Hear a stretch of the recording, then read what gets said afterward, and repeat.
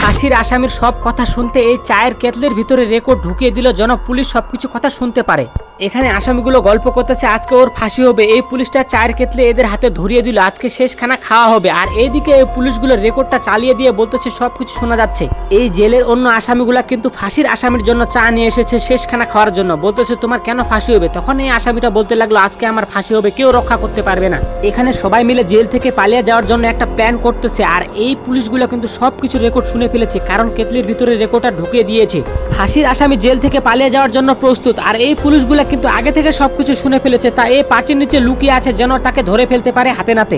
ফাঁসির আসামি যখনই পালিয়ে যাওয়ার জন্য পাঁচি থেকে লাফ দেয় পুলিশগুলো ধরে ফেলে, এবং পুলিশগুলো বলতে লাগলো আমরা চায়ের কেতলের ভিতরে মাইক্রোফোন ঢুকিয়ে দিয়েছি, তোমার প্ল্যান আমরা সবকিছু শুনে ফেলেছি, আজ তোমাকে ফাঁসি থেকে কেউ রক্ষা করতে পারবে না।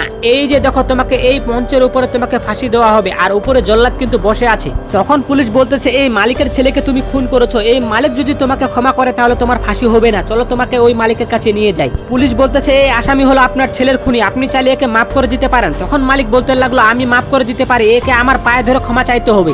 এখানে সবাই তাকে বলতেছে পা ধরে মাপ চাওয়ার জন্য, আর এই আসামি বলতে লাগলো আমি কোনোদিনও পা ধরে মাপ চাইবো না। তখন পুলিশ তাকে রেডি করতেছে ফাঁসির মঞ্চে নিয়ে যাওয়ার জন্য। তখন পুলিশ তাকে ফাঁসি দেওয়ার জন্য নিয়ে যাচ্ছে জল্লাদের কাছে, আর এইদিকে এই মালিক চিল্লাতে থাকে দাঁড়াও দাঁড়াও দাঁড়াও, আমি ওকে মাফ করে দিয়েছি। তখন পুলিশটা তাকে নিচে নিয়ে আসলো। তখন ফাঁসির আসামি সবার সামনে বলতেছে এর ছেলে আমার বোনকে ধর্ষণ করেছে, তার জন্য এই ছেলেকে আমি খুন করে ফেলেছি। এ কথা শুনে সবাই অবাক হয়ে গেল। এখন আমি যদি এর পা ধরে ক্ষমা চাইতাম তাহলে আমি আমার আল্লাহকে ছোট করতাম, আল্লাহর আদেশ মানতে গিয়ে যদি আমার ফাঁসি হয় তাতেও আমি রাজি। আসলে এই সমাজে ধর্ষণকারীর বেঁচে থাকার অধিকার নেই।